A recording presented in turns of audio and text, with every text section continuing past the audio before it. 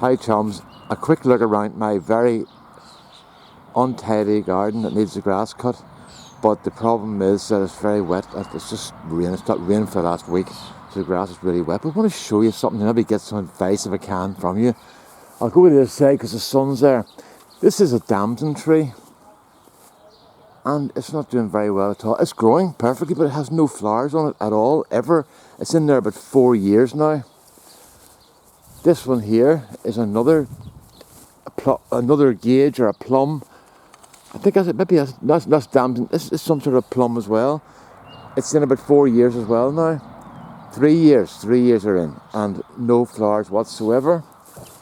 This is another, I think this is another damson here, and no flowers whatsoever. Okay. This is a Victoria plum in the same length of time. They're all growing lovely. No flowers whatsoever. If you notice with these things here are to stop the magpies jumping up and biting the fruit. I noticed last year they were out hopping up into the trees to eat the raw fruit, right? This is a disaster down here. A lot of work needs done. These are my brambly apple trees that I got last year. And look at the fruit in those. They're lovely, okay? And the same over here. This all has to be mowed down here, but we'll get to that later on. And look at this, loads of flowers here. Those are lovely plants. Those came out of the Mahon Garden Centre in Portadown. For anybody that's interested from this area, they do very good quality fruit. These other trees, a couple of these other trees are from Lidl. All these apple trees here are from Lidl. So they have done really well. This is a Lord Lambourne. And look at the fruit in it. Isn't that lovely? I'm going to go around this side to get the sun on it. Isn't that fruit? Isn't it lovely? Loads and loads of fruit. Now I have to cut that back. I have to cut those back a bit. Now the one issue is there's loads of fruit, loads of flowers, loads of fruit, but the apples are very small. They're not like regular sized apples yet, so maybe it just takes time for that to happen. These are in about 3 years as well. Now the other thing I must say to you is these sat in the pots for 2 years because I wasn't fit to plant them out. And when my son came home, me and him, well, he did the planting, I just told him where to put them, you know. But look at this one. That's one called Katie. Isn't that a lovely one there? Beautiful flowers on it. Like, wouldn't that make your heart feel good when you see something like that there? So as I say, I'm very pleased. I remember when my wife came down. Yeah, you can smell it. I live in Portadown, quite close to about a quarter of a mile from the Lochgall Road as the crow flies. And when my wife first came to see us, to meet my family, when we were students, she got out of the car, it was springtime, around this time, and she went, "Oh my goodness, can you smell the apple blossom?" And we all looked and went, "What?" And she went, "Can you just smell it?" But we were so used to it, we didn't even notice it. But she was coming from cold rain up in the north coast where there's very few apple trees, and she got it immediately. So now in the springtime we drive around the Lochgall, outside Portadown where all the apples are, and Armagh there, just to get a smell of the apple blossom, because she loves it. Is that a hoverfly there? Of some sort there. I was pointing the screen rather than the lens at that. So there's lots of little insects and stuff. But as I say, none of the plum trees, these are all plums at the back. Those ones are all plums at the back. And not one of them has ever had a flower or a fruit on it. Apple trees at the front, and they've all produced lots of flowers and lots of little crab apples, you would call them.